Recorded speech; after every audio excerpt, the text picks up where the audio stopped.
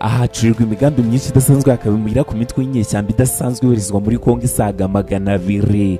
Gusa nubwo hacurirwa imigambi yose, iyo ugeze mu majyaruguru y'ishyamba nibwo umenya neza yuko hano ngari muri paradizo bitewe n'iby'amaso yawe azakwereka. Icyo gihe uzahita utangira kubona inyamaswa nziza cyane zidasanzwe zidasangwa ahandi hose ku isi, ibimera by'ubwoko bwose ku isi, imisozi, ibishanga, imigezi ndetse n'ibindi byihariye n'iri shyamba. Ishyamba ry'imvura cyangwa se rain forest rya Congo rain forest. Iri ni ryo shyamba rya mbere ry'amayobera kandi ritinyitse ku isi hose. Ni ryo shyamba kandi rya kabiri mu bunini nyuma y'ishyamba rya Amazone. Ni ubuturo ku banywi bakaba n'abacuruzi b'ibiyobyabwenge bikakaye bikoze mu magufwa y'abapfuye. Imuhira ku binyabuzima bidasanzwe, aho utatinya kuvuga yuko ibinyabuzima bitabaho.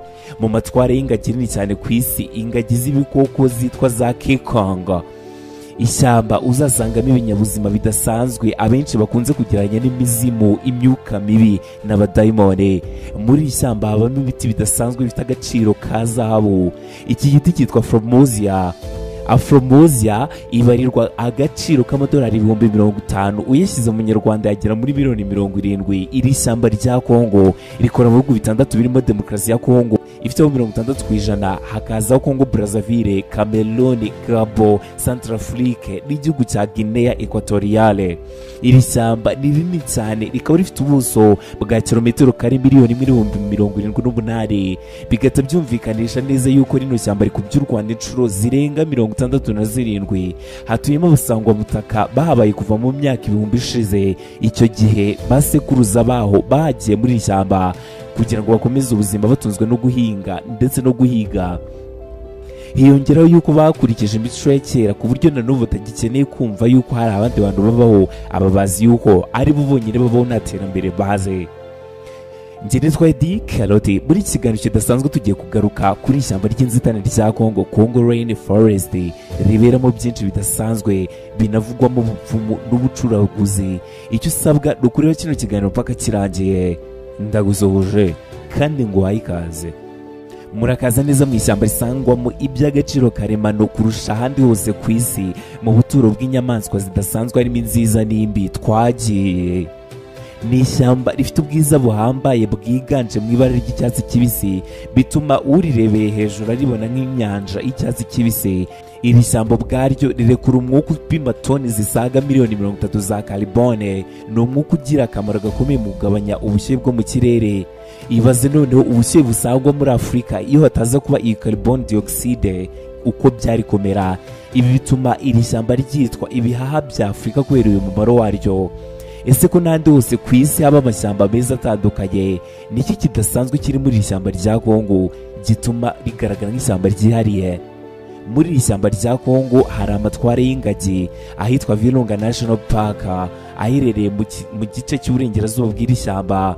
Ni muhira w'ingagi zo mu bwoko bwa Silverback kuva mu myaka ya kera yatambutse no mu myaka isaga 100 ishize. Nibwo rero abasekuruza b'izi ngagi bageze muri rino shyamba basanga hari ubuzima, zihitamo kuhiturira ubuzima bwazo bwose. Izi ngagi n'izindi nyinshi zitandukanye zose zikunze gusangwa mu bihugu byo muri Afurika y'Iburasirazuba harimo u Rwanda na Kongo. Mu bihugu byo muri Afurika uzazisanga mu gihugu cy'u Rwanda pariki y'Ibirunga. Izi ngagi zo muri Kongo igituma zihariye kurusha izindi zose zo mu isi ni ubunini bwazo budasanzwe. Izi ngagi ziba zifite ubunini buhambaye, ziba zishobora kugira uburemere bw'ibiro 200. Ubuzima bwazo zinezezwa no kuba mu matsinda, aho mu itsinda ryazo rimwe wasangamo ingagi 30. Urukundo rwazo rutuma buri imwe yose iba yitaye ku zindi kurusha uko yitayeho. Izi ngagi zitwa Silverback kugira ngo zitumaneho zikoresha amarenga ndetse n'amajwi, byaba ngombwa zigakoresha n'ibimenyetso by'umubiri. Ubuzima bw'izi ngagi zibeshwaho no kurya ibimera bitandukanye birimo imigano, amababi y'ibiti, imizi y'ibiti, imbuto ndetse n'udukoko tugenda ku biti n'utwo ku butaka. Itsinda ry'izi ngagi buri munsi ziba zishobora kugenda hagati ya metero 500 na kilometero 1 zishakisha ibyo kurya, cyane yuko zinarya cyane kuko buri ngagi ishobora kurya ibiro 40 ku munsi. Raporo y'imiryango mpuzamahanga yita ku bidukikije ivuga yuko muri ishyamba rya Kongo ingagi ziyongera umunsi ku munsi, aho buri mwaka ziba zishobora kwiyongeraho 3% ku munsi wa none. Harimo ingagi zisaga 1000. hagati mu ishyamba hari abavandimwe b'izingagi kandi b'abantu zitwa chimpanzee cyangwa se inguge. Izi nyamaswa ubwazo nazo bivuga yuko mu myaka amamiliyoni ashize arizo ngo zaje kuvamo umuntu, nuko siyansi bivuga. Ubwo nawe ufite uko ubyumva. Izi nyamaswa ngo zifite ubwenge bwinshi ndetse zikagira n'ubushobozi buhambaye bwo kurira ibiti. Ibaze yuko n'ibirenge byazo biba bimeze nk'ibiganza ku buryo zabifatisha ikintu, bitandukanye n'abantu bazo ari b'ingagi. Ingagi ntabwo zabasha kugendera mu biti hejuru. Inguge zikunda kwibera mu biti kurusha ku butaka. Inguge nazo zigira umuyobozi wazo nk'uko abantu babigenza. Umuyobozi w'inguge muri ishyamba abazwi neza kandi imbaraga ze n'ubushobozi bwe bidashidikanyaho n'izo ayoboye. Ni umuyobozi inguge ziba zaritiyemo zo ubwazo. Umuyobozi wazo akitwa alpha male. Inshingano zikomeye aba afite haba harimo no gutuma umubano w'inguge zose ukomeza kuba mwiza. Izi nguge mu buzima bwazo zirira udusimba twitwa termite tugenda mu biti, bityo niyo byagoranye kuzigeraho zica amashami y'ibiti kugira ngo zibashe kubona utu dusimba zirya. Si ibyo gusa, izi nguge ziba zifite ubwenge bwo gufata amababi y'ibiti zikayifashisha zidaha amazi yo kunywa, ubundi zikagira ubundi bwenge bwo gukoresha amabuye zicukura ibimera bitandukanye bimerera munsi y'ubutaka. Muri rusange izi nguge zirira ibimera, imbuto n'utunyamaswa twitwa termite cyangwa se udukende duto, udukwavu n'utugurube dutoya tugenda mu ishyamba. Muri ishyamba ry'inzitane rya Kongo mu gice cy'iburasirazuba hari umugezi utembayo uruta iyindi yose mu bujyakuzimu. Uyu ni umugezi ufite uburebure kumanuka hasi metero zisaga 220. Uwo mugezi ni umugezi wa Congo River. Uyu mugezi wa Kongo utembera yitwa Kisangani, akaba ariwo mugezi muremure muri Afurika yo munsi y'ubutayu bwa Sahara hamwe n'uburebure bwa kilometero 4700. Uyu mugezi ndetse n'inkengero zawo ni muhira ku nyamaswa zose z'amoko atandukanye nk'ibikururanda, ibitaruka birimo ibikeri n'imitubu ndetse n'inyoni z'ubwoko butandukanye budasanzwe zimaze ibinyejana by'imyaka zituye aha. Kimwe mu biremwa byiza bitangaje biba aha ngaha harimo inyoni idasanzwe yitwa shoebill. Shoebill ni inyoni ifite ubwiza bugaragarira amaso, ikaba n'imwe mu nyoni z'imigi ziteye ubwoba kurusha izindi ku mugabane wa Afurika. Iyi nyoni ihagaze iba ifite uburebure bwa metero 1 na santimetero 40, biyigira imwe mu nyoni ndende ku isi. Iyi nyoni yitwa shoebill nuko ifite ibirenge bimeze nk'inkweto biyifasha kugenda mu mazi mu buryo bworoshye. Imwe mu myitwarire y'izi nyoni idasanzwe nuko zifite ubushobozi bwo kwihangana cyane, kuko ishobora guhagarara ahantu isaha yose itegereje yuko ari umuhigo uza kuhanyura ikawufata. Izi ni inyoni zirya amafi, ibikeri ndetse n'imitubu, ndetse zikarya n'utunyamasyo ndetse n'inzoka. Muri rino shyamba rya Kongo izi nyoni zihari zirenga 5000, ariko zigira inzitizi zitandukanye, harimo kuba bakunze gutema ibiti izi nyoni ziba zituyemo no kuba zikunze guhigwa n'abahigi batandukanye babasha kujya kuzigurisha. Mu gace umugezi uherereyemo hari utundi tunyamaswa twinshi dutandukanye dukunze kuhanywera amazi. Hari akitwa okapi. Okapi ni akanyamaswa kadasanzwe k'indyabyatsi kaba kameze nk'imparage. Aka kanyamaswa kaba gafite amabara yako y'umweru n'umukara yinyuranyamo, ariko two kakaba gafite ayo mabara ku maguru gusa. Aka ngaka kaba gafite ibara rimeze nk'ikigina. Aka kanyamaswa usibye kurisha ibyatsi karya n'imbuto n'amababi y'ibiti, ariko utu tunyamaswa tukanezezwa cyane iyo turimo kurya ibumba ryo mu bishanga bitandukanye bya Kongo. Nk'izindi nyamaswa z'indyabyatsi, utu tunyamaswa twa okapi dukunze guhura n'ibizazane birimo guhigwa n'ibinyamaswa binini, intaringwe n'ibindi bitandukanye biri muri ishyamba rya Kongo.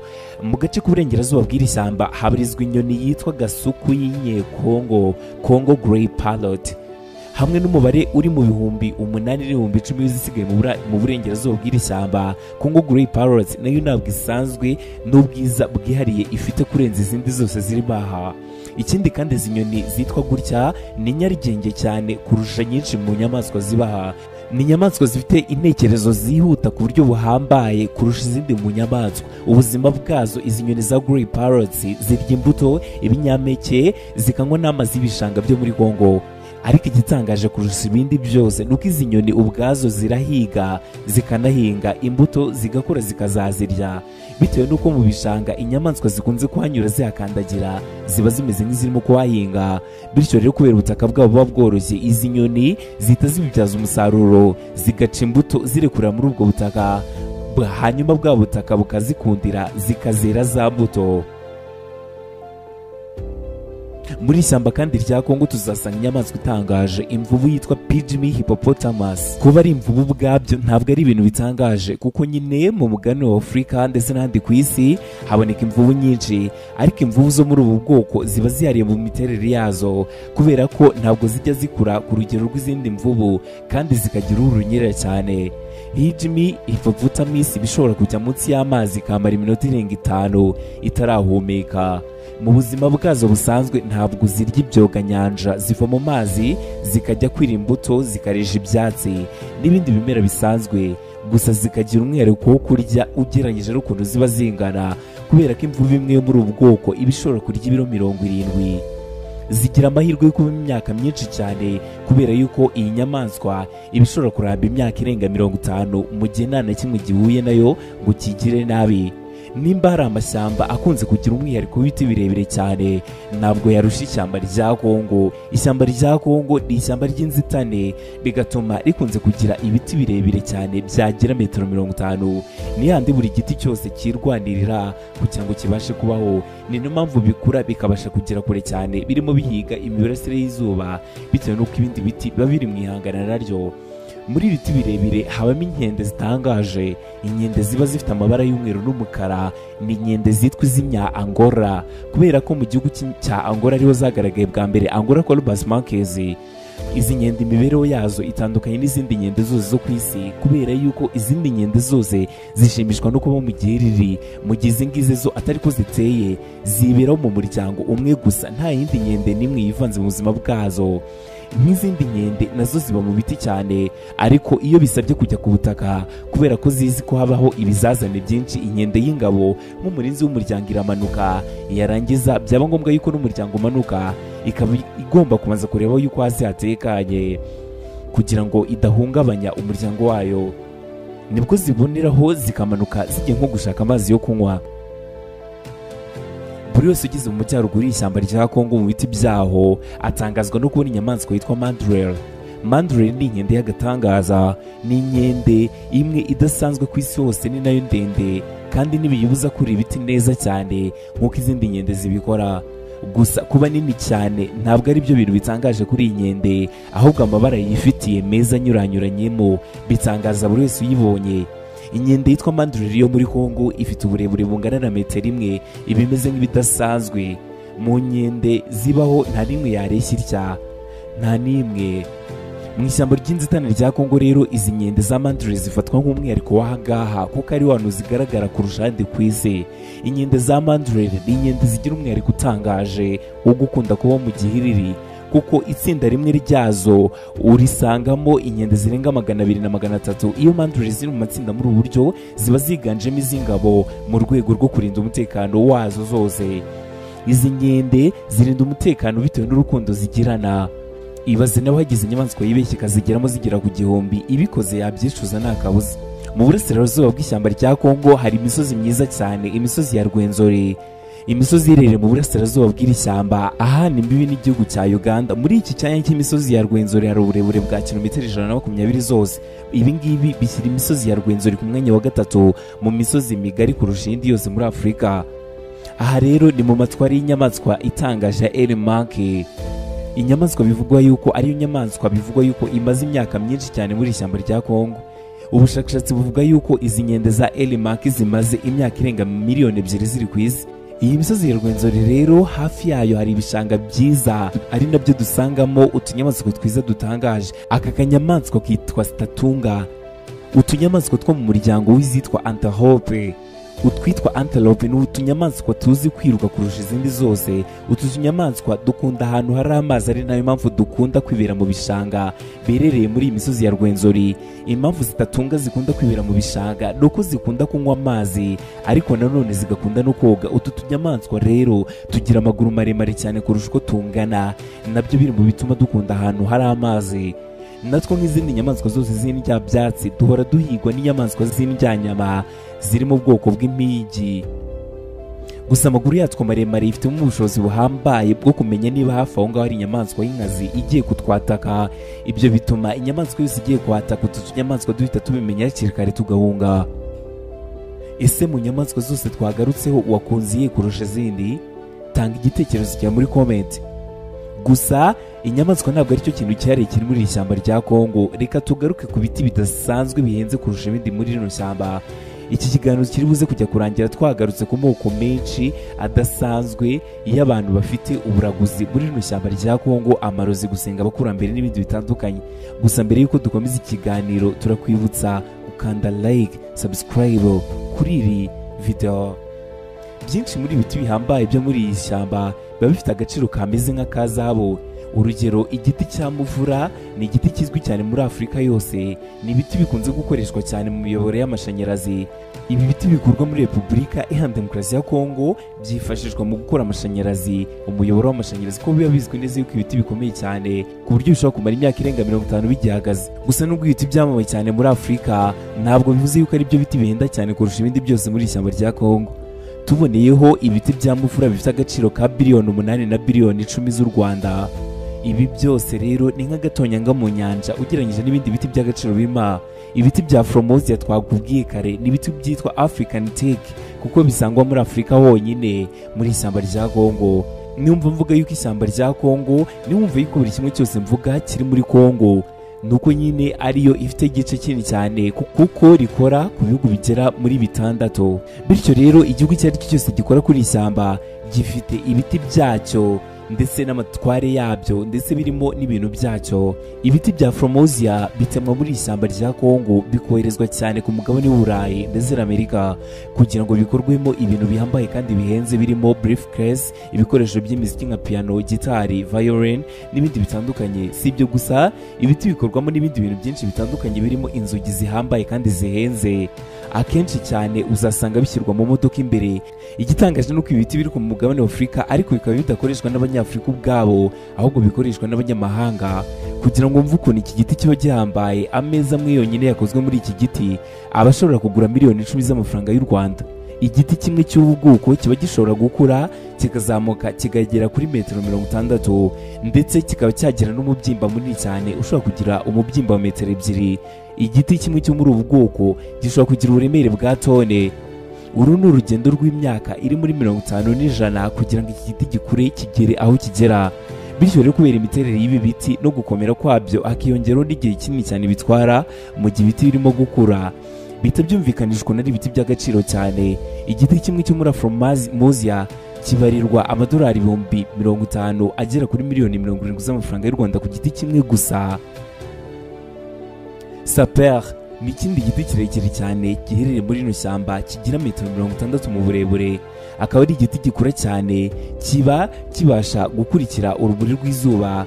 Iki giti kiba kigomba kwirwanaho mpaka kibonye urumuri rw'izuba. Ibiti bya sapeur bifite agaciro gahambaye kuko bijyanwa bigakurwamo ibikoresho bitandukanye by'umuziki birimo piano, gitari, violin, drumstick n'ibindi bitandukanye. Ibiti bya sapeur bikenerwa cyane kandi bikoherezwa mu gihugu cy'Ubushinwa kurusha ahandi hose ku isi, kubera yuko aribo bakunda kubikoresha cyane. Buri mwaka Ubushinwa bwinjiza mu gihugu cyabo ibiti by'ubwoko bifite agaciro ka biliyoni 3 z'amadolari y'Amerika. Ibaze ko igiti cyonyine cyo muri ubu bwoko gishobora kubarirwa agaciro ka miliyoni 8 z'amafaranga y'u Rwanda. Umuwabi ni ikindi giti nacyo kibasha gukura kikagera kure, kuko nacyo gikora kikagera kure, kibasha kugira metero 50. Ibi biti nabyo birahenda cyane, bikagira n'umumaro uhambaye cyane, kimwe n'ibyo twakubwiye. Aho bibera agatangaza, byifashishwa mu gukora ibirungo by'ubwiza bw'abagore birimo parufe, amavuta yo kwisiga n'ibindi byinshi bitandukanye bijyanye n'ubwiza. Si ibyo gusa, iyo ibiti biri gukura bigera mu bushorishori, ntabwo biba biri kwerera ubusa kuko biba birimo kugenda bivaho imbuto nziza cyane ziryoha kandi zivamo n'imitobe ihambaye.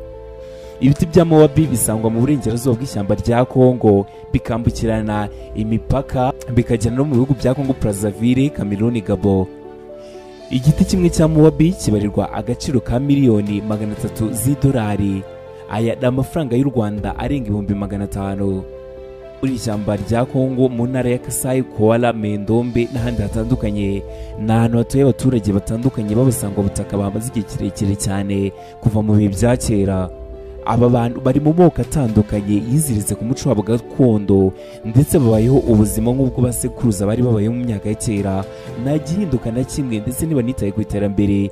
Ibi bijyana no kugira imyizerere gakondo, gucuragura, gukeza abakurambere ndetse n'ibindi bitandukanye, ibyo twebwe twita ibya sekibi.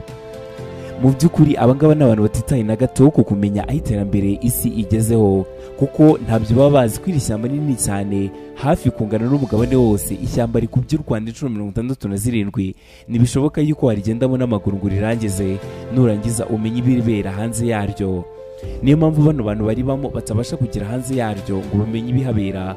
Muri aya moko y'abantu bahaba harimo abantu, abamwambolero, ababambuti, aba efe ndetse n'abandi batandukanye. Hari abitwa ababaka ndetse n'ababuti bakora imigenzo itandukanye irimo kugana n'abakurambere, cyangwa se ibyo twakwita kugana n'imyuka itagaragara. Iyo bari gukora iyi migenzo nibwo bamenya igikurikiyeho mu buzima bwabo bwa buri munsi. Bityo rero aho ngaho niho abakurambere babwira igikurikiyeho, harimo no guhana abakoze amakosa n'ibyaha bitandukanye. Ibi byose binyura mu bitwa spiritual healers, wakwita nk'abashumba.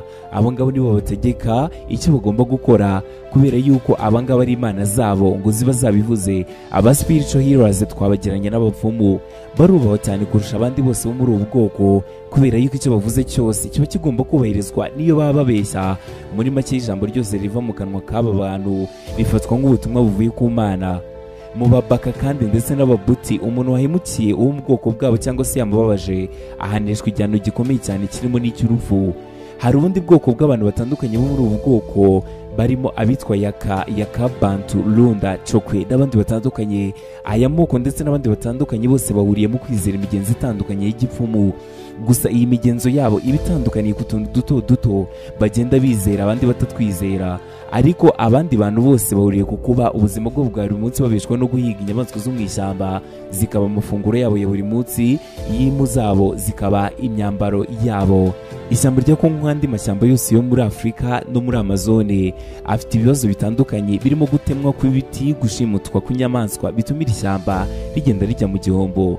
Gusa mu by'ukuri buri gihugu cya Afurika iri shyamba rigifitiye akamaro, kuko ridahari umwuka wari muke mu kirere ndetse ubushyuhe ari bwinshi cyane.